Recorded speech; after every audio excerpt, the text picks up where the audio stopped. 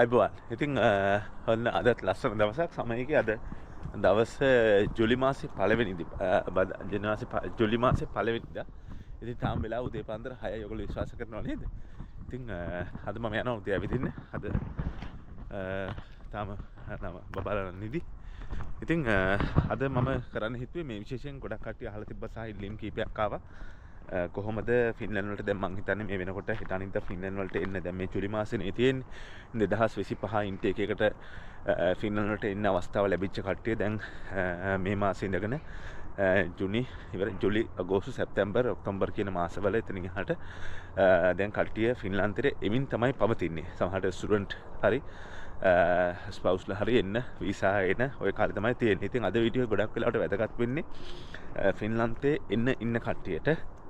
අද මම කතා කරන්න යන්නේ විශේෂයෙන් ඉල්ලීම් ආපු නිසා මේ මොනවද කොහොමද සැලසුම් කරගන්නේ ෆින්ලන්තෙට එන ගමන කොහොමද සැලසුම් කරගන්නේ කියන්නේ එයා ටිකට් බුක් කරගන්නදී මගේ එක්ස්පීරියන්ස් ෂෙයා කරගන්න. ඒ වගේම තමයි බෑග් එක හදාගනිද්දි මොනවද ගේන්න ඕනේ මොන වගේ දේවල් අවශ්‍ය වෙන්නේ කියන එක සම්බන්ධව මගේ අදහස් ටිකක් එකතු කරන්න තමයි යන්නේ. ඉතින් ඊට අමතරව කවුරු හරි ෆින්ලන්තේ ඉන්න කෙනෙක් ඉන්නවනම් ඒගොල්ලෝ අදහසුත් පල්ලෙහාන් කමෙන්ට් කරන්න. එතකොට වැදගත් වෙයි. අවශ්‍ය වෙයි කට්ටියට මේ තව ටිකක් සාර්ථක වෙයි දේ කරගන්න. හරි. එහෙනම් පළවෙනි මේක බලමු. දැන් ඕගලන්ට ගොඩක් වෙලාවට වීසා ඇවිල්ලා තියෙනවා කියලා හිතමු. දැන් මේ දවස්වල ගොඩක් වෙලාවට සුරන්න තමයි මුලින්ම එන්නේ වීසා එක. ඊට පස්සේ තමයි ස්පවුස්ලට එන්නේ. එතකොට සමහර වෙලාවට ඔයාලට සුරන්න කලින් ඇවිල්ලා ස්පවුස්ට පස්සේ එන්න වෙන්න පුළුවන්. ඉතින් ඒක නිසා ඒ අනුව සැලසුම් කරගන්න මොනවද හස්බන්ඩ් ඇන්ඩ් වයිෆ් ඉන්න ඕනේ කියන කාරණාව මම පොඩ්ඩක් පැහැදිලි කරන්නම්. ඉතින් මම කියන්න මගේ අත්දැකීම්සික සහ අපි මොනවද ගෙනාවේ කියන කාරණා ටික. ඉතින් පළවෙනියම තමයි එයා ටිකට් බුක් කරගන්නදී ඒගොල්ලෝ සැලකිලිමත් වෙන්න ඕනේ. මෙන්න මේ කාරණා. අපි දන්නවා දැන් ලංකාවේ ඉඳන් එයා ටිකට් බුක් කරාම ෆින්ලන්ඩ් වලට එන්න පුළුවන් ක්‍රම දෙකක් තියෙනවා මූලික වශයෙන්. එකක් තමයි කෙලින්ම එන්න පුළුවන් මොනවටද ඩුබායි වලට ඇවිල්ලා ඩුබායි වලින් ටිකට් එක බුක් කරන්න පුළුවන් කෙලින්ම හෙල්සින්කි වලට එන්න. එතකොට එතනදී එන්නේ මේ ඒකට කියනවා ඉන්ටර්නැෂනල් පෝර්ටල් එකෙන් තමයි එන්න තියෙන්නේ ඉන්ටර්නැෂනල්. එතකොට එහෙම ආවහම ගොඩක් වෙලාවට ඔයගොල්ලන්ගේ ડોකියුමන්ට්ස් ඩීප්ලි චෙක් කරනවා. ඒ කියන්නේ ඒකට යුරෝප් වලට ඔයගොල්ලෝ ඇතුළු වෙන්නේ හෙල්සින්කි වලින්. එතකොට ඔයගොල්ලන්ගේ ડોකියුමන්ට්ස්, ඒ කියන්නේ කැම්පස් එකේ ડોකියුමන්ට්ස්, ඊට පස්සේ ෂෝ මනි ડોකියුමන්ට්ස් මේ වගේ දේවල් ඔක්කොම ටික ඩීප්ලි චෙක් කරනවා. ඒතකොට සමහර වෙලාවට ෂෝ මනි තියෙනවද නැද්ද කියලා ඔයගොල්ලන්ට පෙන්වන්න කියන්න පුළුවන්. බැංක් එකට ලොග් වෙලා පෙන්වන්න කියන්න පුළුවන්. ඉතින් ඒ වගේ ඒවා එහෙම වෙච්ච අවස්ථා ගැන මට සමහර තැන් වලින් අහන්න ලැබිලා තියෙනවා. ඉතින් ඒක නිසා ඔයාගේ ෂෝ මනි ඇත්ත නෙමෙයි නම් ඔයාගේ ෂෝ මනි ඇත්ත නෙමෙයි නම් ඒ කියන්නේ කොහෙන් හරි වෙන විදිහකට නම් පෙන්ලා තියෙන්නේ ෂෝ මනි ඔයා එන අවස්ථාව account එකේ නැත්තම් මං හිතන්නේ වඩා හොඳම දේ තමයි එහෙම පෙන්වන්න නැතුව ඉන්න එක. ෂෝ මනි පෙන්නද්දී අනිවාර්යයෙන්ම සැලකිලිමත් වෙන්න ඕනේ. ඒ කියන්නේ ෂෝ මනි ඇත්ත නෙමෙයි නම් ඔයගොල්ලෝ ඩිරෙක්ට් හෙල්සින්කි වලට මේ යුරෝප් ටච් කරන හෙල්සින්කි වල ඉන්නම් එතන පොඩි අවදානමක් තියෙනවා. ඒක නිසා ඔයගොල්ලන්ට ඒක සොරගන්න එපා. ඇත්තටම හෙල්සින්කි වල ඔයගොල්ලෝ ගාව සල්ලි තියෙනවා නම් කෙලින්ම යුරෝප් ටච් කරන හෙල්සින්කි වලින් ඒ පාර ළඟයි සහ ඉක්මනට එන්න පුළුවන් හැකියාව තියෙනවා. රයිට්. ඊට පස්සේ ෂෝ මනි ඇත්ත නම් ගැටලුවක් නැහැ මෙන්න පුළුවන්. ෂෝ මනි ඇත්තටම ඔයාගේ account එකේ නැත්නම් ඔයාලට ඉතින් එන හොඳම විදිය තමයි ඩුබායි වෙන රටක් ටච් කරලා එන එක. ඩුබායි වලට ඇවිත් ඉවර වෙලා ඊට පස්සේ ෆ්‍රාන්ස් හරි නැත්නම් ටර්කි හරි කොහේ හරි රටක් ටච් කරලා එන්න පුළුවන් විදිහට දාන්න. මොකද එතකොට දැන් ෆ්‍රාන්ස් වලින් අපි આવුත් එහෙම ෆ්‍රාන්ස් වලදී ලොකුවට බලන්නේ නැහැ. ඔයාගේ RP කාඩ් එක බලනවා. ඊට පස්සේ ડોකියුමන්ට් සමහර මොන බලනවා. ඉතින් ඒ හැර ලොකුවට යුනිවර්සිටි ගෙවුවද ෂෝ මනි තියෙනවද ඒවා ඒගොල්ලන්ට වැඩක් වෙන්නේ නැහැ. මොකද ඒගොල්ලන්ගේ රට නෙමෙයි අපි යන්නේ ෆින්ලන්තෙට. ඒක නිසා ඒගොල්ලෝ ඒක හොයන්නේ. ඒක නිසා ඒ ගැටලුවක් නෑ. ඉතින් අන්නේ කාරණාව තීරණය කරන්න කොහොමද ඔයා ෂෝ මනි අනුව එන පාර වෙනස් කරගන්න පුළුවන්. රයිට්. ඊට පස්සේ අපි බලමු එනකොට ගේන්න ඕන මොනවද කියන කාරණාව. ඒක වැදගත්. ගේන්න ඕන කිව්වහම පස්සේ පළවෙනියෙන්ම අපි මූලික වශයෙන් කතා කරන දෙයක් නේ අපි එන්නේ සීතල රටකට. සාමාන්‍යයෙන් ලංකාවේ උෂ්ණත්වය 25 34 පරාසයක ඉඳලා 30 32ක් යනවා නේද? ඔයගොල්ලෝ එන්නේ උෂ්ණත්වය කාලයත් එක්ක අඩු වෙන රටකට. විශේෂයෙන් ඔයගොල්ලෝ එන්නේ අගෝස්තු සැප්තැම්බර් කාලවලදී නම් ඒතර වින්ටර් එක කිට්ටු වෙමින් තමයි පවතින්නේ. ඔටෝම් එක නේද? එතකොට එතනදී ඔයගොල්ලන්ට උෂ්ණත්වය අඩු වෙන හින්දා පොඩ්ඩක් ඇඟට අමාරුයි. ඒක නිසා මූලික වශයෙන් සැලකිලිමත් වෙන්න කාරණාව තමයි ඇඳුම්. හරි. ඉතින් ඇඳුම් සකස් කර ගැනීමේදී වින්ටර් එකම නෙමෙයි ඉන්නේ වින්ටර් එකේ නම් තව ටිකක් සැලකිලිමත් වෙන්න තව ටිකක් හොඳට ඇඳුම් අරන් ඉන්න ඕනේ. එතකොට සාමාන්‍යයෙන් මෙහිදී වින්ටර් එකේදී අඳින්න ඔයගලන්ට සාමාන්‍යයෙන් ඇඳුම් වර්ග 3ක් ඕන වෙනවා. ඒක තමයි තර්මල් කිට් එකක් තියෙනවා. තර්මල් කිට් එකක් කියලා කියන්නේ තර්මල් පොඩි බැනියමක් වගේ එකකුයි එහා සමාන කලිසමකුයි තියෙනවා. තර්මල් එකක් ඕන වෙනවා. ඉතින් ඒ තර්මල් සෙට් ගන්න සාමාන්‍ය සමහර ඉන්දියාවෙන් ගන්නවා. ලංකාවේ තර්මල් සෙට් තියෙනවා ඇති මං හිතන්නේ. තර්මල් සෙට් ගන්න විශේෂයෙන් බබාලා ඉන්නවා නම් ඒගොල්ලන්ට තර්මල් සෙට් දෙකක් විතර ගන්න. ඔයගොල්ලන්ටත් දෙක ගත්තට කමක් නැහැ. ඒක අත්‍යවශ්‍යයි තර්මල් එකක් ගන්න එක. ඊට පස්සේ උඩට අඳින්න ඇඳුම් කොහොමත් ගන්නවනේ. ඊට අමතරව ජැකට් එකක් ගත්තා නම් හරි. එතකොට ජැකට් එකක් කිව්වහම ගොඩක් පුගුණම් විතර කළා ජැකට් ගොඩක් අරන් එන්න එපා. තේරුමක් නැහැ. මෙහාම ජැකට් හොයා ගන්නත් පුළුවන්. සහ ලංකාවේ තියෙන සමහර හෝ ඉන්දියාවේ තියෙන සමහර ඒවා මීට හරියන්නේත් නැහැ. ඒ නිසා ඒ එන දවස් අනුව සාමාන්‍ය ජැකට් එකක් ගත්තා නම් හරි. ඉතින් ඒ අනුව ඒ අනුම් වර්ග තුන සකස් කරගන්න ඒ ටික මේව කරගන්න පුළුවන්. ඊට පස්සේ තව එකක් තමයි මේ ජැකට් ටික හරි. ඊපස්සේ ඇඳුම් කියලා කිව්වහම දැන් මේ වගේ කලිසම් ඩෙනිම් කලිසම් අනම මනම් ඒවා තියෙන පුළුවන් නේ. ඒගොල්ලෝ හිතන්න පුළුවන් ෆින්ලන්තේ ගොඩක් ඇඳුම් ගන්න. ඒක නිසා මම මෙහෙන් ගොඩක් ඇඳුම් අරන් යනවා කියලා. හරි. ඩෙනිම් 5යි, ටී-ෂර්ට් 5යි, ඔහොම 5යි 10යි ඔහොම එකතු කරලා අලුතෙන් අරගෙන එන වෙන්න පුළුවන්. ඒතකොට එහෙම වුණාම වෙනදී ඒතකොට බෑග් එකේ ප්‍රමාණය වැඩි වෙනවා. සහ වෙනවා. එතකොට ඒකේ ඔයගොල්ලන්ගේ අරමුණ බලන සල්ලි ඉතුරු කරන එක නම් මම කියන්නම් මෙහි ඇඳුම් වල සාමාන්‍යයෙන් ප්‍රයිසස් සාමාන්‍ය ටී-ෂර්ට් එකක් මෙහි බ්‍රෑන්ඩ් නිව් ගන්න පුළුවන්. පොඩි ගණන් වලින් නම් තියෙනවා. යුරෝ 5ටක් තියෙනවා. යුරෝ 5ට අලුත් ටී-ෂර්ට් තියෙනවා. 5 9ට වගේ සාමාන්‍ය හොඳ ටී-ෂර්ට් එකක් ගන්න පුළුවන්. යුරෝ 9ට වගේ.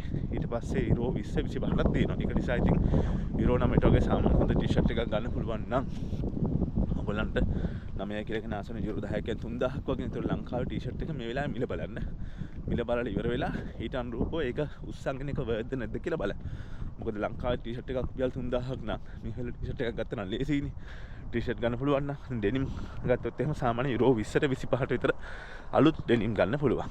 ඒක නිසා ඔබ තීරණය කරන්න ඒ ඇඳුම් එක ගන්න කොහොමද ළමයින්ට උනත් ගොඩාක් පොඩි බබාලා ගත්තාම අවුරුදු 6 7 වගේ ගත්තාම ඒගොල්ලන්ටත් ගොඩක් ඇඳුම් අරගෙන ඉපා මොකද ඒගොල්ලෝ අවුරුද්දක් ඉඳලා ඉක්මනට ලොකු වෙනවා.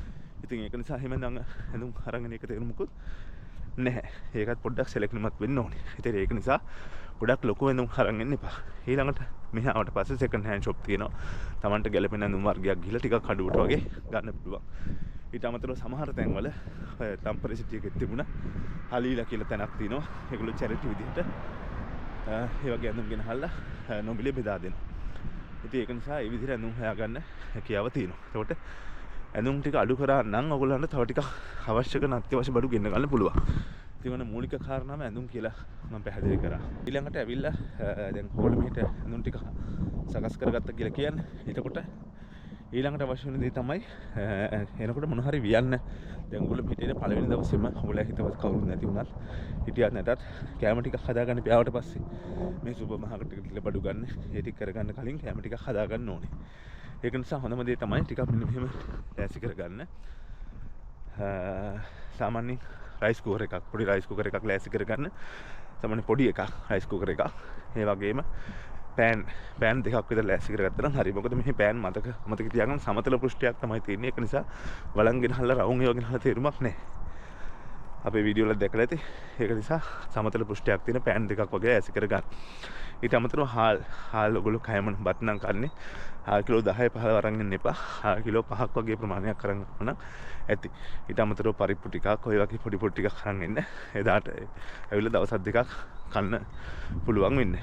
එතකොට තවත් ඊට ඉතුරු කරගන්න පුළුවන්. ඊට ඉතුරු කරගන්න වැඩිපුරම ඔයගොල්ලන්ට කියන්නේ මොන හරි වියලි කෑම වර්ග කරවල ඊට පස්සේ තවම හාල් මැස්සෝ ඊළඟට තව මොනවද හරි වියලි කෑම වර්ග තියෙනවනේ. ඒව අරන් එන්න සහ හදපු කෑම බොටල් වල දාලා සීල් කරලා අරන් එන්න. හැබැයි අමස්සක නොකර ඒවට පොඩි ස්ටිකර් එකක් ගහගෙන ඉන්න ඔය සමහර තැන් වල තියෙනවා. නිෂ්පාදන දිනයයි මොනවද තියෙන කියලා වගේ print out එකක් අරන් හරි ස්ටිකර්ස් ගහගෙන සමහර තැන් වලින් චෙක් කරනවා කියලා කියන එක නිසා ස්ටිකර් එකක් ගහගෙන එන එක වැදගත්. ඉතින් පුළුවන් තරම් අර ඇඳුම් අනම්මනම් අඩු කරාම ඒ කියන්නේ ඇඳුම් මෙහෙ ඇවිල්ලත් ගන්න පුළුවන් නම් ඒක අඩු කරාම ඔයගලන්ට කෑම වර්ග ටිකක් වේලි කෑම අරගෙන ආව නම් විශේෂයෙන් මිරිස් 3-5 වගේ දේවල් අපිට ටිකක් සැරට ගන්න જાතියක් නේ. ඉතින් ඒගොල්ලන්ට මෙහි ආවම ටිකක් හුරු වෙනකන් ඒව ටිකුත් මාස 6කට 7කට ඇති වෙන්න අරන් එන්න පුළුවන් හැකියාව තියෙනවා. එතකොට හාල් වගේව 7-8 වගේ තියෙනවා. ඒක නිසා හාල් අරන් එන එක තේරුමක් නැහැ ගොඩක්. හැබැයි ඉතින් මෙහි ආවම කිලෝ 20 විතර හාල් එකක් කිලෝ 29ට වගේ ගන්න පුළුවන්. හැබැයි ඒක නිසා අන්න ඔය ටික කෑම වර්ග ටිකට ලැස්ති වෙන්න පුළුවන්. මට මං හිතන මතක් වෙච්ච එක ඊළඟට මතක් කළා මල්ටිප්ලක් තියෙනවා. මල්ටිප්ලක් යුරෝප් ස්ටයිල් එක. ඒකට මල්ටි ප්ලග් 3-4ක් අරන් එන්න. මොකද රයිස් කුකර් එකේ ප්ලග් එක මෙහෙට ඉන්පුට් කරන්න බැරි වෙන්න පුළුවන්. ඊට අමතරව බල්බ් ගේන්න එපා තේරුමක් නැහැ. ඉතින් මෙහෙට ආවට පස්සේ වාට වාගේ අපාර්ට්මන්ට් ගියාට පස්සේ කොහොම කරත් කරන්ට් එක බල්බ් නැහැ ගොඩක් තැන්වල. ඉලෙක්ට්‍රිසිටි කන්ට්‍රැක්ට් එක නම් සාමාන්‍යයෙන් මෙහි එනකොට ඔයගලන්ට ඉලෙක්ට්‍රිසිටි තියෙන්න පුළුවන්. සහ බාත්රූම් එකේ සහ කිචන් එකේ අනිවාර්යෙන් බල්බ් දෙකක් තියෙනවා. ඒක නිසා ගැටලුවක් නැහැ. ඊට පස්සේ ගිහිල්ලා සුපර් මාකට් එකට වගේ ගිහිල්ලා ඔයගලන්ට අවශ්‍ය කරන බඩු ටික ගන්න හැකියාව තියෙනවා. ඉතින් ඔන්න ඔය ටික තමයි මූලික වශයෙන් සකස් කරගන්න ඕනේ දේවල් ටික. සමහර මට අමතක වෙච්ච දේවල් තියෙන්න පුළුවන්.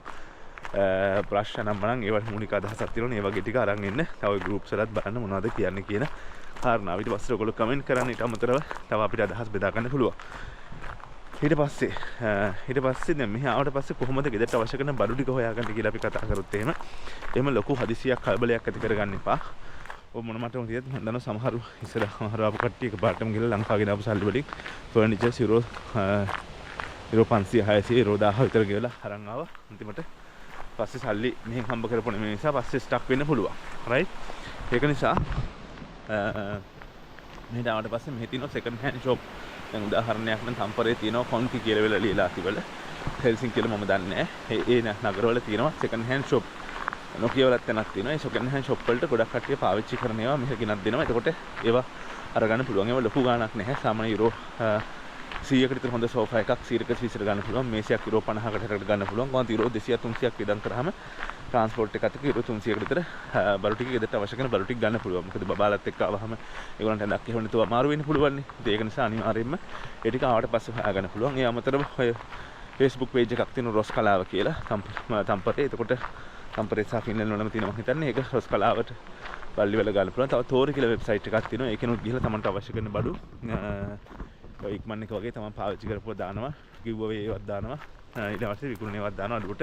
අන්න එහෙම කරලා බඩු ටික ගෙදරට හොයාගන්න පුළුවන්. එහෙම තමයි සර්වයිව් වෙන්නේ. මොකද මුලින්ම එනකොට ආපුවම සල්ලි අතේ තියෙන වේදම් කරගන්න එපා. මොකද ඔයගොල්ලන්ට ජොබ් එකක් හම්බෙන්නේ කවද්ද කියලා අපි දන්නේ නැහැ. අලුත් රටකට ඇවිල්ලා තින්නේ සර්වයිව් වෙන්නේ කොහොමද කියලා අපි දන්නේ නැහැ. ඉතින් ඒක නිසා හොඳම දේ පොඩ්ඩක් ඉවසගෙන හිමීට වැඩ ටික කරගන්න එක. කලබල වෙන්නේ නැතුව. මොකද කලබලලා තේරුමක් නැහැනේ. ඉතින් මම හිතනවා ඔන්න ඔය ටික තමයි මට එකපාරටම සැලකිලිමත් වෙන්න ඕන කාරණා. තව ටිකක් ඔය ගෲප්ස් වලින් බලන්න. සහ තමන් නිකන් සාමාන්‍ය දැනීමෙන් හිතන්න මට මොනවද අවශ්‍ය වෙන්නේ කියන කාරණාව. ඒතර අපිට පොඩි අදහසක් ගන්න පුළුවන් නේ. ඊට අමතරව ඉතින් එන කට්ටියට කියන්න තියෙන්නේ මෙහෙමයි. දැන් ඉතින් ඒ කියන්නේ සමහර කට්ටිය ගෲප්ස් වල නම් වල ෂෙයා වෙනවනේ. එක එක මිනිස්සු වර්ග ඉන්නවනේ. එතකොට ඒගොල්ලන්ගේ අත්දැකීම් ෂෙයා කරනවා. එතකොට සමහරුන්ගේ අත්දැකීම් නරක අත්දැකීම් වෙන්න පුළුවන්.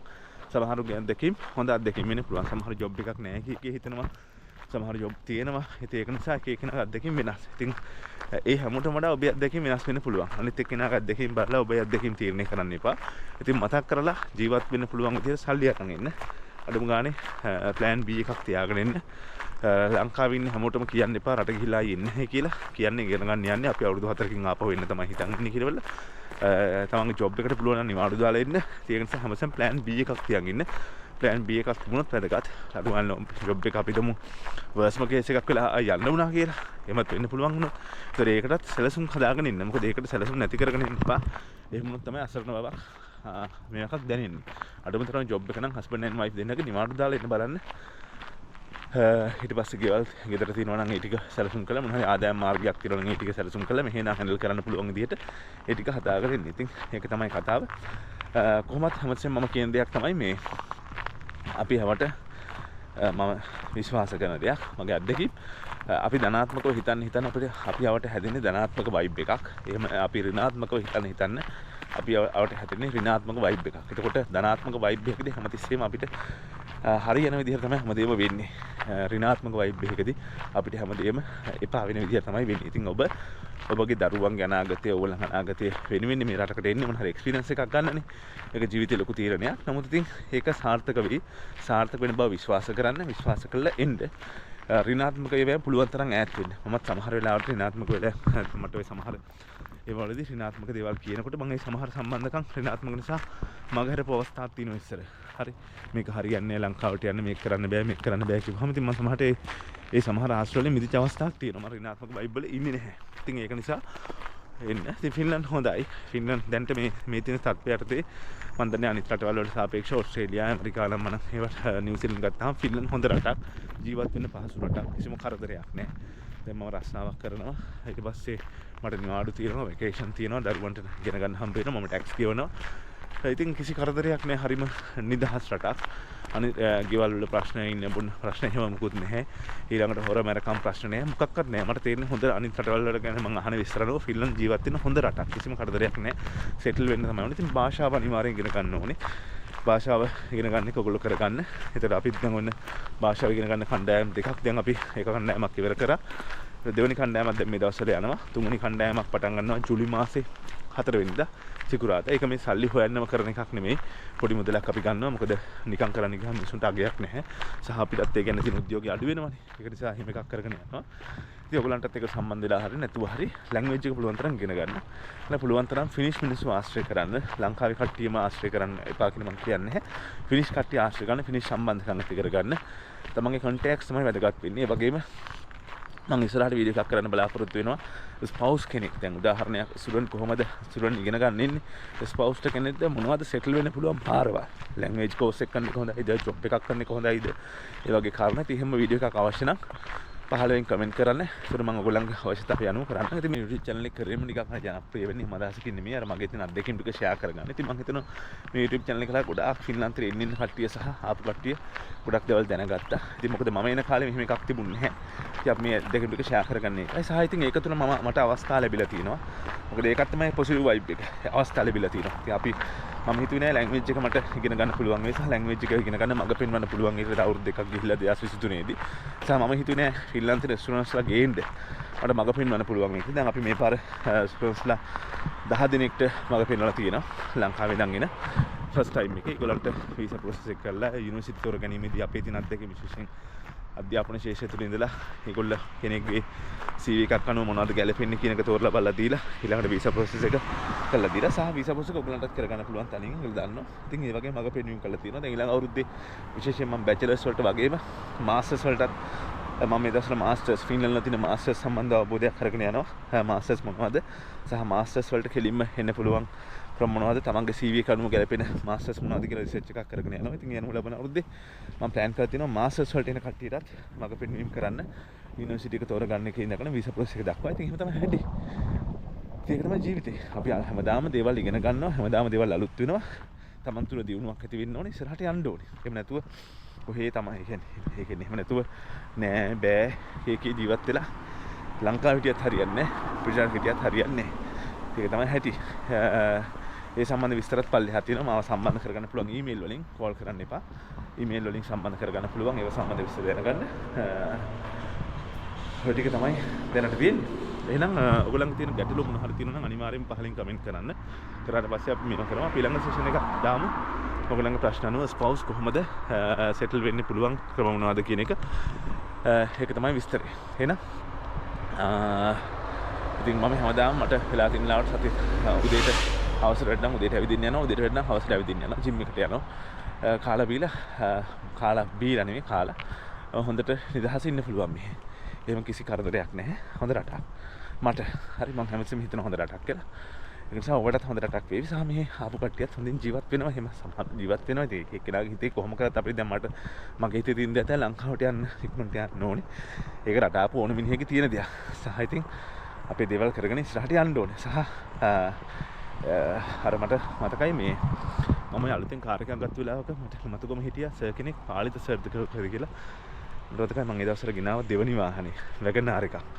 වැගනාර් එකක් ගෙනාවේ මේ 2015 වේද කොහෙද? සර් දවසක් මගේ ඉඳලා මම කළුතර ක්ලාස් යන ගමන් සර් දාගන්න තමයි සර් ඉතින් හරි සතුටු වුණා. අදලා කිව්වා වරුණ මේක අවුරුදු 5ක් ඔයා පදින්න කිව්වා. වැගනාර් අවුරුදු 5ක් පදින්න කිව්වා. එතකොට ඔයාගේ ජීවිතේ දන්නවද ඉස්සරහට යනවා කිව්වා. ඔයාගේ ජීවිතේ දන්නවද ඉස්සරහට යනවා. වෙන දේවල් කරන්න දාගන්න මේක මේන්ටේන් කරන අවුරුදු 5ක්. ඊට පස්සේ මට මතකයි මේක 2020 තමයි 21 19 අවුරුදු 20 කොහෙද මං අනිත් වාහනේ ගත්තේ අවුරුදු 5ක් මං එක පැද්දා. අවුරුදු 5ක් පදිනකොට ලීසින් එක ගෙවලා ඉවරයි. කොහොම ඉවරයි. ඒතර වාහනේ සම්පූර්ණයෙන් මගේ. ඊට පස්සේ 2022 එකේ තමයි මම ඔය විච් එකක් ගෙනාවේ. එතකොට මම මේ සර් කියපු දේ තේරුම් ගත්ත ඕනම දෙයක් තුළ අපි කාලයක් ඉන්නකොට එක්ස්පීරියන්ස් එකක් ලැබෙනවා. ඒ දේවල් ඉගෙන ගන්නවා. අත්දකින්නවා. පහක් ගියා. ඊට පස්සේ 5ක් ගිහිල්ලා ඉවරනම ඒකට පන්ති සාමාන්‍ය ගාන තමයි හැදිලා තිබුණේ. 2021 දී මට පන්ති පස්සේ අලුත් කාර් එකක් තව ගෙනා විට්ස් එකක් ගෙනාවා. ඊට පස්සේ පන්තිත් ළමයි 200 300 හැදෙන්න ගත්තා. ඉතින් ඒක තමයි. ඊට පස්සේ ළමයි 200 300 400 වගේ වෙන ඔක්කොම ප්‍රමාණය මම හිතන්නේ. සල්ලිත් හොඳට ආවා. හැබැයි ඊට පස්සේ එකපාරටම 2022 මට මතකයි පෙට්‍රල් පොලිමක ඉන්නකොට කාර් එක තල්ලු කළා මම හිතුවා එදා මේක හරියන්නේ නැහැ. රටකට යන්න ඕන කියලා. රටකට යන්න හිතුවා. ඒ ඔක්කොම අතහැරියා. ළමයි 200ක් ළමයින්ට කියලා පන්ති හරියට පිළිවෙලට ඉවර කළා.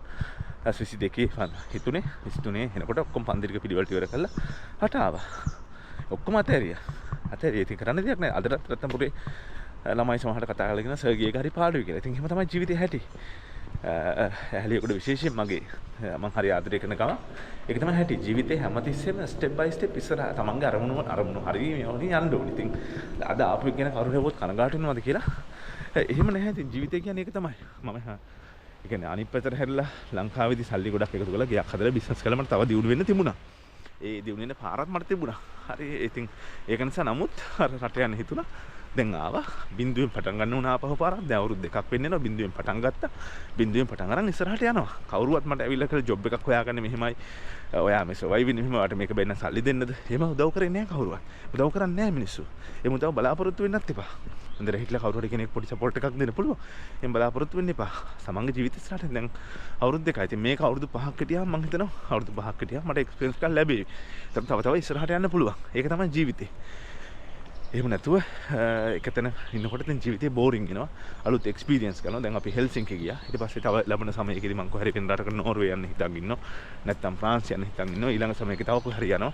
තව මට තව ඉගෙන ගන්න ආසාවල් තියෙනවා. ඉතින් ඔය වගේ ගොඩක් දේවල් ප්ලෑන් තියෙනවා. මම ප්ලෑන් එකම කියනෝනේ. ඔයගොල්ලෝ ප්ලෑන් එකක් හදාගන්න මොකද්ද කරන්න කියලා. ඉතින් මම අර කිව්වේ ප්ලෑන් B එකක් අනිවාර්යෙන් තියෙනවා. මොන ප්‍රශ්නේ වුණත් ඔක්කොම දාලා ලංකාවට යන්න පුළුවන් ඕන. ඕන යන්න පුළුවන්. කිසි ගැටලුවක් නැහැ. ගිහිලා ජීවත් වෙන්නත් පුළුවන්. ඒක නිසා ඒ වගේ සැලැස්මක් හදාගෙන එහෙනම් ඉතින් මම ගොඩක් දුර ඇවිදගෙන ආවා. ඔයගොල්ලන්ගේ සියලු බලාපොරොත්තු ඉෂ්ට සිද්ධ වෙන්න කියලා මම ප්‍රාර්ථනා කරනවා.